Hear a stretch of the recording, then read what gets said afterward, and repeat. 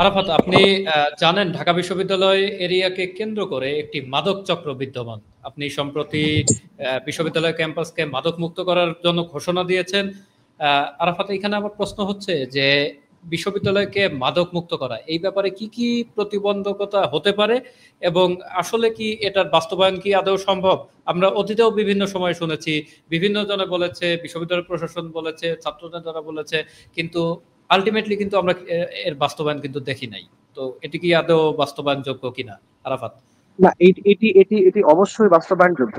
প্রথম কথা হচ্ছে, বিশ্ববিদ্যালয়ে অনেকগুলো স্টেক হোল্ডার রয়েছে। এখানে শিক্ষকরা রয়েছে, শিক্ষার্থীরা রয়েছে, বিভিন্ন কর্মকর্তা কর্মচারী রয়েছে, এবং ঢাকা বিশ্ববিদ্যালয় আপনি জানেন এটি একটি ওপেন ক্যাম্পাস। এখানে কিন্তু বিভিন্ন শ্রেণী পেশার মানুষরা কিন্তু এখানে আসে। তো আমাদের এখানে যেই জিনিসটা প্রয়োজন সবচেয়ে বেশি, সেটা হচ্ছে সদিচ্ছা। যদি সদিচ্ছা থাকে বিশ্ববিদ্যালয়কে মাদক মুক্ত করা, এটা জাস্ট সময়ের ব্যাপার, মানে এটা আপনি করতেই পারবেন। সর্বপ্রথম যে বিষয়গুলো আমাদের এখানে ফোকাসে আনতে হবে, যে বিষয়গুলো মাথায় রাখতে হবে, যে বিশ্ববিদ্যালয়টাকে আমরা এখানে একটি, যে বহিরাগতদের যে অবাধ চলাচল এবং অনিয়ন্ত্রিত ভাবে বিশ্ববিদ্যালয়ের মাঝখান দিয়ে যে পরিমাণ যানবাহন চলাচল করে, আমাদের সেগুলোকে সীমাবদ্ধ করতে হবে, সেগুলোকে আমাদের নিয়ন্ত্রণে আনতে হবে। বিশ্ববিদ্যালয়ে যখন অবাধ মেলামেশা, অবাধ বহিরাগত মানুষ প্রবেশ করতে পারবে না, তখন কিন্তু অনেকাংশেই আপনার এই মাদক সেবন বা মাদক যে বিক্রি, এটার হার কমে যাবে, প্রথম কথা।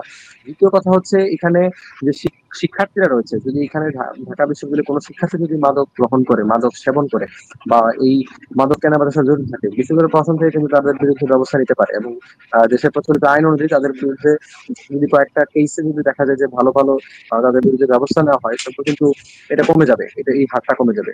দুই নাম্বার হচ্ছে, যদি কোনো শিক্ষার্থী এই মাদক সেবনের সাথে জড়িত থাকে, আমরা একটি নিয়মিত ডোপ টেস্ট একটি আওতায় আনা যেতে পারে। বা এখানে এখানে আমরা একটা পলিসি মেকিং করতে পারি, যে তাদের বিরুদ্ধে নিয়মিত ডোপ টেস্ট করবে, প্রতি বছর একবার হলো ডোপ টেস্ট করা হবে। এবং সেখানে কিন্তু আমার মনে হয় যে বিশ্ববিদ্যালয়ের এই ধরনের যদি কোনো নীতিমালা প্রণয়ন করে বা কোনো নিয়ম চালু করে, তাহলে শিক্ষার্থীরা বহুলাংশেই তারা চাইবে না যে হচ্ছে মানে তাদের ডোপ টেস্টে এটা ধরা পড়ুক। পাশাপাশি তাদের বিরুদ্ধে যদি শাস্তিমূলক কোনো ব্যবস্থা রাখা হয়, যে কেউ কেউ ডোপ টেস্টে যদি কারো পজিটিভ হয়, তখন তার ছাত্রত্ব বাতিল হয়ে যেতে পারে, বা তাকে রাস্টিকেট করা হতে পারে, বা তাকে সাময়িক বহিষ্কার করা হতে পারে। হ্যাঁ, তো এই ধরনের যদি শাস্তিমূলক কিছু ব্যবস্থা রাখা যায়, এবং বিশ্ববিদ্যালয় প্রশাসন যদি এটাকে কঠোরভাবে মনিটরিং করে, প্রক্রিয়ার টিম সহ, তাহলে আমার মনে হয় মাদক মুক্ত ক্যাম্পাস করা এটা খুব বেশি কঠিন ব্যাপার না। এবং এটা এটা এটা করা উচিত, এবং এটা আমার মনে হয় করলে সকল পক্ষ এখানে লাভবান হবে।